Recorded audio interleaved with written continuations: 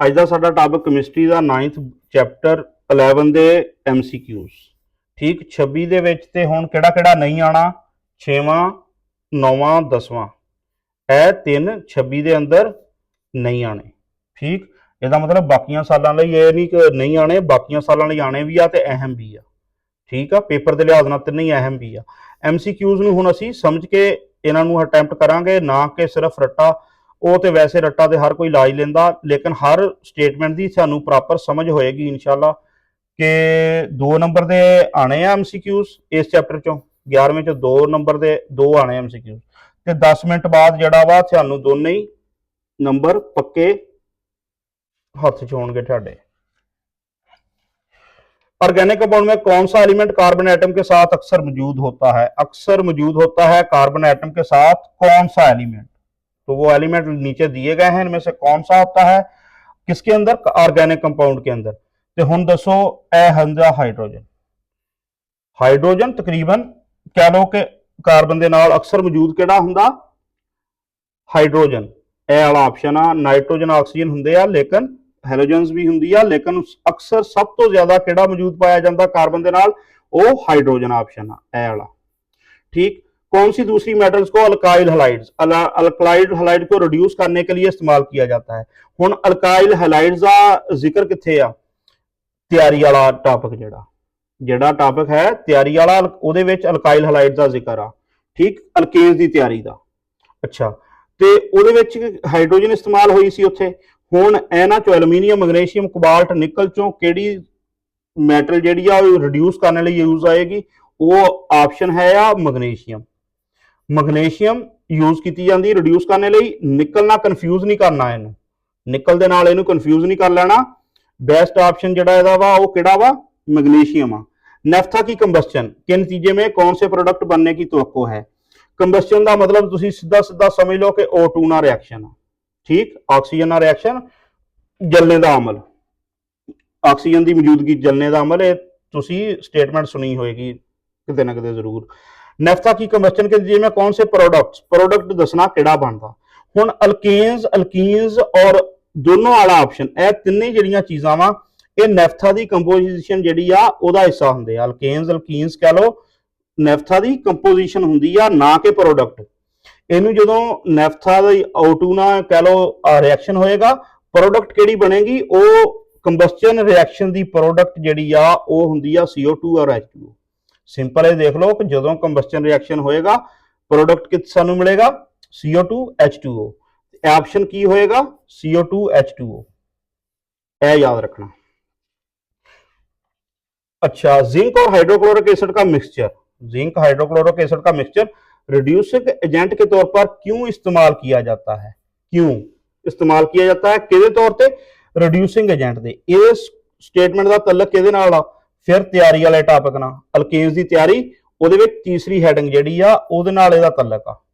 अच्छा, ਉਹ ਹੁਣ ਆਪਸ਼ਨ ਕਿਹੜੇ ਆ? क्योंकि जिंक बतौर रिड्यूसिंग एजेंट काम करता है, जिंक से एटॉमिक हाइड्रोजन। ਇਹ ਦੇਖੋ ਐਟॉमिक हाइड्रोजन ਦੀ ਸਟੇਟਮੈਂਟ ਬੁੱਕ ਦੇ ਵਿੱਚ ਗਿਵਨ ਆ। ਸਾਡੀ ਬੁੱਕ 'ਚ 9th ਦੇ ਮੁਤਾਬਕ, ਟੈਕਸਟ ਬੁੱਕ ਦੇ ਮੁਤਾਬਕ, ਠੀਕ 9th ਵਾਲੀ, ਉਹਦੇ ਮੁਤਾਬਕ ਇਹ ਆਪਸ਼ਨ ਜਿਹੜਾ ਇਹੀ ਕਰੈਕਟ ਆ। ਕਿੱਦਾਂ? ਉਹ ਮੈਂ ਤੁਹਾਨੂੰ ਰਿਐਕਸ਼ਨ ਲਿਖ ਕੇ ਐਟॉमिक हाइड्रोजन ਵਾਲੀ ਗੱਲ ਤੁਹਾਨੂੰ ਯਾਦ ਰਹਿ ਜਾਏਗੀ। ਜ਼ਿੰਕ HCl ਦਾ ਮਿਕਸਚਰ ਯੂਜ਼ ਕੀਤਾ, ਇਹ ਬੁੱਕ ਦੇ ਅੰਦਰ ਰਿਐਕਸ਼ਨ ਲਿਖਿਆ ਹੋਇਆ। HCl ZnCl2 plus 2 hydrogen. Hydrogen इस तरह लिखी हुई है रिएक्शन अल्केन्स की तैयारी दे विच। तीसरा पॉइंट, ए ब्रैकेट के अंदर लिखने का की मकसद आ? यह है एटॉमिक हाइड्रोजन। एटॉमिक हाइड्रोजन नूं शो किया इस तरह, इत्थे 2 करना पैना। अच्छा, यह रिएक्शन दिता होया। हुण इसी रिएक्शन के मुताबिक एटॉमिक हाइड्रोजन पैदा होंदी आ जो रिड्यूसिंग एजेंट के तौर पर काम करती है। अगर किसी बुक ने जिंक नूं बतौर रिड्यूसिंग एजेंट लिखिया होया और यह ऑप्शन करैक्ट किया होया, यह हो सकता जिंक रिड्यूसिंग एजेंट हुंदी आ, यह ऑप्शन हो सकता। लेकिन असी 9th दी बुक के मुताबिक किहड़ा लेना? एटॉमिक हाइड्रोजन वाला। यह क्वेश्चन जिहड़ी गिवन आ, यह तैयारी जिहड़ी आ उहदे विचों आ, यह एटॉमिक हाइड्रोजन इहदे लिहाज नाल यह ऑप्शन करैक्ट आ। ऑक्सीजन के साथ जलाने पर कौन सी अल्केन सबसे ज्यादा हरारत खारिज करेगी?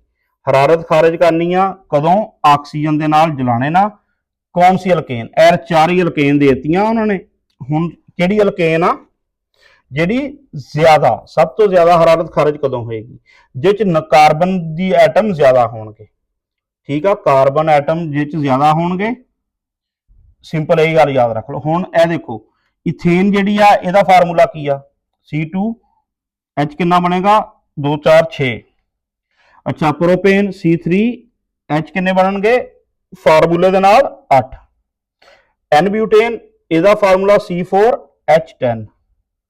Isobutane formula C4H10। दोनों का फार्मूला सेम हो गया। हुण इन्हां दोनों चों ऑप्शन किहड़ा करैक्ट आ? वो हैगा एन ब्यूटेन वाला। एन ब्यूटेन वाला करैक्ट क्यों आ ये वीडियो के एंड से देख लांगे। ठीक है, अगर इनू समझना एन ब्यूटेन ही इसका करैक्ट ऑप्शन आ। नंबर ऑफ कार्बन एटम ज्यादा ये हरारत इतों ही ज्यादा खारिज होएगी ऑक्सीजन के नाल जलान।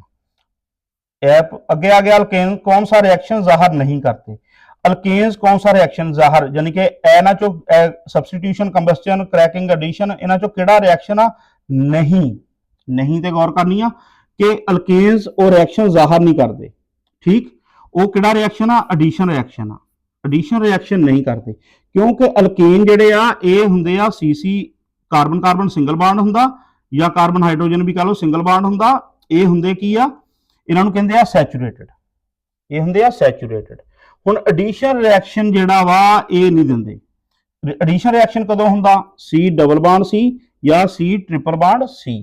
ਇਹ ਜਦੋਂ ਅਨਸੈਚੂਰੇਟਡ ਹੋਵੇ, ਜਦੋਂ ਕੰਪਾਊਂਡ ਹੋਵੇ ਅਨਸੈਚੂਰੇਟਡ कह लो UN ला दो सैचूरेटेड दे अनसैचूरेटेड कंपाउंड होएगा ते फिर एडिशन रिएक्शन दिता होया उन्हें अल्केन की तैयारी दे विच दूसरी हैडिंग जिहड़ी आ वो यही एडिशन रिएक्शन ही दिता होया उन्हें हाइड्रोजनेशन वाला अल्केन की तैयारी दे विच।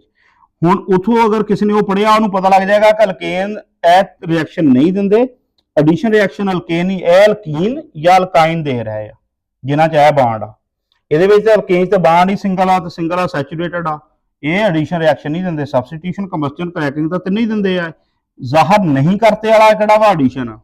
कौन सा हाइड्रोकार्बन कोयले की खान में धमाके का बास बनता है तो किहड़ा बनता जी? मिथेन। इसका जवाब की होएगा? मिथेन CH4 जिहड़ी है गैस कह लो कुदरती गैस का मेन कंपोनेंट हुंदा CH4। कोयला जिहड़ा प्रोड्यूस किहनूं करदा? मिथेन। मिथेन प्रोड्यूस हुंदी है खास परसेंटेज तो बाद अगर कोई चीज़ जलेगी तो धमाका हो जाएगा।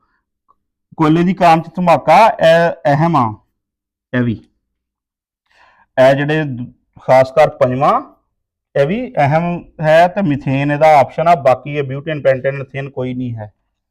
अच्छा इथाइल ब्रोमाइड का जब जिंक HCl के साथ रिएक्शन किया जाए तो कौन सा प्रोडक्ट बनेगा? इसका इंटरेक्ट तल्लक इन्हां तैयारी वाले टॉपिक ना। ठीक है, तीसरी heading reduction of alkyl halide उहदे लिहाज ना। हुण इथाइल ब्रोमाइड है की आ? इथाइल ब्रोमाइड हैगा आ C2H5Br। C2H5 हो गया इथाइल Br लग गया ब्रोमीन तो ब्रोमाइड बन गया। इथाइल ब्रोमाइड का फार्मूला वा। हुण इहदा जो होएगा रिएक्शन ZnHCl ना इथों हाइड्रोजन बनेगी इस तरह दो हाइड्रोजन इस तरह लिखियां सी इक्वेशन च। वो हाइड्रोजन इत्थे आ जाएगी एक Br नूं कट के इहदी जगह ते हाइड्रोजन आ जाएगी ते हाइड्रोजन किन्ने टोटल किन्ने हो जाणगे? 5 आ ते 6 हो जाणगे। C2H6 बन जाएगा तो C2H6 वाला ऑप्शन किहड़ा इन्हां चों? ए ही आ। ए देखो सी इनू अगर असीं लिखीए C2H6 हो जाएगा। ठीक, असीं ये हुणे इत्थे लिख के हटे आ इथेन। C2H6 की आ? C2H6 इथेन आ। ए फार्मूला बनेगा कंपाउंड C2H6 क्योंकि एक हाइड्रोजन आके Br दी और Br किधर जाएगी? HBr बन जाएगा। ठीक है, यह रिएक्शन पूरा तैयारी दे विच एक्सप्लेन्ड आ पूरा टॉपिक है ये उथों इंटरैक्ट आ। अगला हम 9वां की है इनमें से कौन सा रिएक्शन अल्केन्स की हेलोजिनेशन नहीं कहलाएगा? हेलोजिनेशन की आ? हेलोजिनेशन मतलब हेलोजेंस। तो हेलोजेंस कौन आ? क्लोरीन ब्रोमीन आयोडीन वगैरह। ठीक, ग्रुप 17 वाले ये हेलोजन। हुण हेलोजेंस का जो रिएक्शन होएगा हेलोजिनेशन हो गई। इसका इजाफा कह लो क्लोरीन ब्रोमीन का।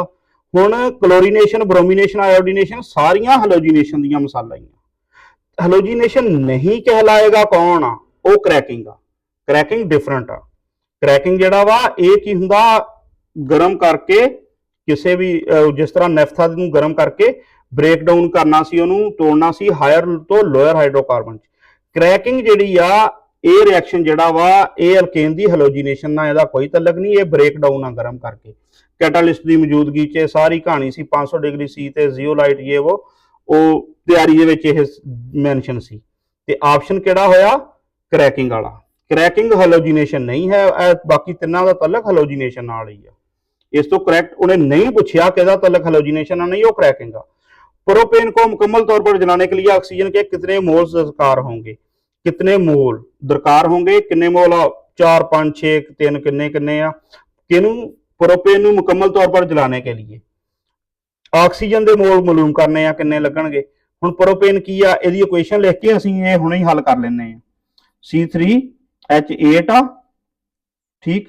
ਇਹਦਾ ਆਕਸੀਜਨ ਨਾਲ ਰਿਐਕਸ਼ਨ ਕੀ ਬਣਿਆ? CO2H2O। ਹੁਣ ਇੱਧਰ ਕਿੰਨੇ ਕਾਰਬਨ ਆ? 3 ਆ ਇੱਥੇ, ਠੀਕ। ਇੱਥੇ 3 ਕਰ ਦੋ, 3CO2 ਹੋ ਗਿਆ। ਹੁਣ ਦੇਖੋ ਹਾਈਡਰੋਜਨ ਕਿੰਨੇ ਆ? 8 ਆ, ਇੱਥੇ 4 ਕਰ ਦੋ, 4 दूनी 8 हो गए, 4 2 बार 8 हो गया। अच्छा ਹੁਣ ਪਿੱਛੇ ਬਚ ਗਈ ਆਕਸੀਜਨ।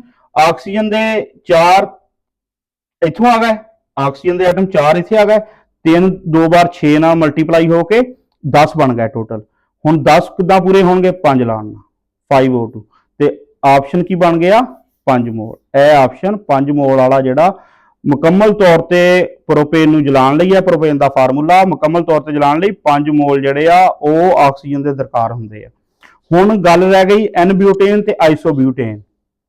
ਐਨ ਬਿਊਟੇਨ ਆਈਸੋਬਿਊਟੇਨ ਦਾ ਜਿਹੜਾ ਫਰਕ ਸੀ, ਕਹ ਲੋ ਐਨ ਬਿਊਟੇਨ ਫਾਰਮੂਲਾ ਕੀ ਸੀ? C4H10। ਆਈਸੋਬਿਊਟੇਨ ਹਰਾਰਤ ਖਾਰਿਜ ਕਰਨੇ ਵਾਲਾ, ਉਹ ਐਂਡ ਤੇ ਐਕਸਪਲੇਨ ਕਿਹਾ ਸੀ, ਕਰ ਦਾਂਗੇ। C4H10 ਦੋਨਾਂ ਦੇ ਅੰਦਰ formula same C, number of carbon ਤੇ ਹਾਈਡਰੋਜਨ ਸੇਮ ਸੀ, ਲੇਕਿਨ ਐਨ ਬਿਊਟੇਨ ਅਸੀਂ ਆਪਸ਼ਨ ਕਰੈਕਟ ਕਿਉਂ ਕੀਤਾ ਸੀ? ਅਸੀਂ ਇਹ ਐਨ ਬਿਊਟੇਨ ਨੂੰ ਕਿਉਂ ਕਰੈਕਟ ਕੀਤਾ, ਇਹਨੂੰ ਨਹੀਂ ਕੀਤਾ? ਇਹਦਾ ਸਟਰਕਚਰ ਡਿਫਰੈਂਟ ਆ। ਉਹ ਇਸ ਤਰ੍ਹਾਂ CH3 CH2 CH2 CH3। ਇਹ ਦੇਖੋ 1 2 3 4 ਕਾਰਬਨ, 3 2 5 2 7 3 10 ਹਾਈਡਰੋਜਨ ਪੂਰੇ ਹੋ ਗਏ। ਹੁਣ ਆਈਸੋਬਿਊਟੇਨ ਦਾ ਕੀ ਚੱਕਰ ਆ? CH इधर अगे ला लो, CH3 CH3 CH3 3 3 3 9 ਤੇ 10ਵੀं आ हाइड्रोजन, 10 हाइड्रोजन हो गए। C 1 2 3 4 ए हो गए। हुण ए ब्रांच लगी हुई आ, ठीक। ए कह लो कि तुसी ए स्टेबल आ, ब्रांच जिहड़ा वा ब्रांच चेन जिहड़ी स्टेबल आ, ए कोई ब्रांच नहीं सीधी चेन आ। ये की आ? लैस स्टेबल आ। लैस स्टेबल है, इस तो हीट जो ज्यादा खारिज करेगा। यह दोनों का डिफरेंस मेन यह सी।